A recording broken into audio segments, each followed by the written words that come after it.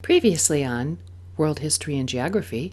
By the time Kublai Khan and the Mongols began the Yuan dynasty, China was the most technologically advanced civilization on Earth. With the Pax Mongolica, trade increased and China flourished, but the Chinese people always resented Mongol rule and their high taxes. In 1368 CE, Chinese rebels finally overthrew the Mongols and China was united under a new dynasty, the Ming. And now, our feature presentation. A peasant's son, Hong Wu, commanded the rebel army that drove the Mongols out of China in 1368. That year he became the first Ming emperor. No, that's Ming the Merciless from Flash Gordon. That's Hong Wu, the first Ming emperor. The Ming dynasty lasted from 1368 to 1644. Hong Wu began reforms designed to restore agricultural lands devastated by war, erase all traces of Mongol past, and promote China's power and prosperity. Hong Wu's death in 1398 led to a power struggle, and his son, Yongle, emerged victorious. He moved the royal court to Beijing, ordering the building of a great palace complex to symbolize his power and might. Construction took 14 years to build the palaces, temples, and other buildings. The complex with the imperial palace, 故宫 became known as the Forbidden City because commoners and foreigners were not allowed to enter. But you can visit the Forbidden City in Beijing today. Yongle also had a far-ranging curiosity about the outside world. In 1405, before Europeans began to sail beyond their borders, he launched the first of 7 voyages of exploration. He hoped they would impress the world with the power and splendor of Ming China. He also wanted to expand China's tribute system. In recognition of China's power, vassal states from Korea to Southeast Asia paid their Ming overlords regular tribute, which is a payment by one country to another to acknowledge its submission. A Chinese Muslim admiral named Zheng He led all of the 7 voyages. His expeditions were remarkable for their size. Everything about them was large: distances traveled, fleet size, and ship measurements. The voyages ranged from Southeast Asia to Eastern Africa. From 40 to 300 ships sailed in each expedition. Among them were fighting ships, storage vessels, and huge treasure ships measuring more than 400 feet long. The fleet's crews numbered over 27,000 on some voyages. They included sailors, soldiers, carpenters, interpreters, accountants, doctors, and religious leaders. Like a huge floating city, the fleet sailed from port to port along the Indian Ocean. Everywhere Zheng He went, he distributed gifts including silver and silk and maybe even those famous Ming vases to show Chinese superiority. As a result, more than 16 countries sent tribute to the Ming court. From Africa, Zheng He and his crew brought back examples of exotic animals, including a tall, long-necked creature that was the mythical Chinese equivalent of the unicorn. It's a giraffe. Even so, Chinese scholar officials complained that the voyages wasted valuable resources that could be used to defend against barbarians' attacks on the northern frontier. With the death of Emperor Yongle after the 7th voyage in 1433, China withdrew into isolation and closed the door on the outside world. Get it? I said close the door, and the door closed.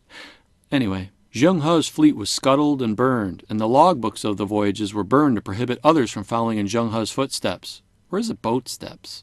China had always been geographically isolated by mountains as well as deserts, but now they would be politically isolated as well. By the time Portuguese ships dropped anchor off the Chinese coast in 1514, seeking trade relations in East Asia, Ming rulers were not going to allow outsiders from distant lands to threaten the peace and prosperity the Ming had brought to China. The Ming expected the Europeans to pay tribute and follow their rules. China's official trade policies in the 1500s reflected its isolation. To keep the influence of outsiders to a minimum, only the government was to conduct foreign trade, and only through 3 coastal ports, Canton, Macau, and Ningbo. Usually Europeans paid for purchases with silver, much of it from the new mines in the Americas. Demand for Chinese goods had a ripple effect on the economy. Industries such as silk making and ceramics grew rapidly. Although manufacturing and commerce increased, China did not become highly industrialized for 2 main reasons. First, the idea of commerce offended China's Confucian beliefs. Merchants, it was said, made their money supporting foreigners and robbery. Second, Chinese economic policies traditionally favored agriculture so they could feed their huge population.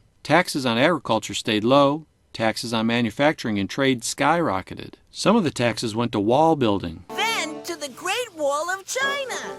Actually, Map, you can't see the Great Wall of China from space. The Ming were responsible for building the sections of the Great Wall we are used to seeing today. Their wall was more permanent since they used bricks with mortar and rice to hold them together that surrounded packed earth. These bricks had to be produced and transported to the wall site. The Ming spent about 100 years and countless lives and money to create the series of walls, stretching from the mountains and deserts in the far west to the Dragon's Head at the Yellow Sea in the east. The Great Wall of China! The wall has become a major modern-day tourist attraction, but a wall is only as strong as the people who guard the doors. Northeast of the Great Wall lay Manchuria. In 1644, the Manchus, the people of that region, invaded China and officially ended the Ming Dynasty. But how did they get past the Great Wall of China? The Manchus were let in through the Great Wall during a time of internal political upheaval. The Manchus seized Beijing, and their leader became China's new emperor. As the Mongols had done in the 1300s, the Manchus took a Chinese name for their dynasty, the Qing dynasty. They would rule for more than 260 years and expand China's borders to its greatest size, including Taiwan, Chinese Central Asia, Mongolia, and Tibet.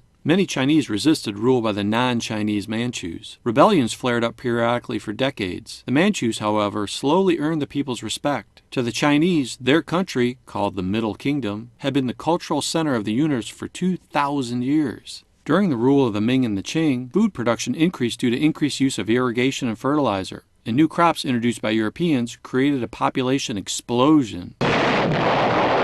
Can't believe I didn't see that coming. These expanded Chinese families favored sons over daughters. Only a son was allowed to perform vital religious rituals important to the family. A son would raise his own family under his parents' roof, assuring aging parents of help with the farming. As a result, females were not valued, and many female infants were killed.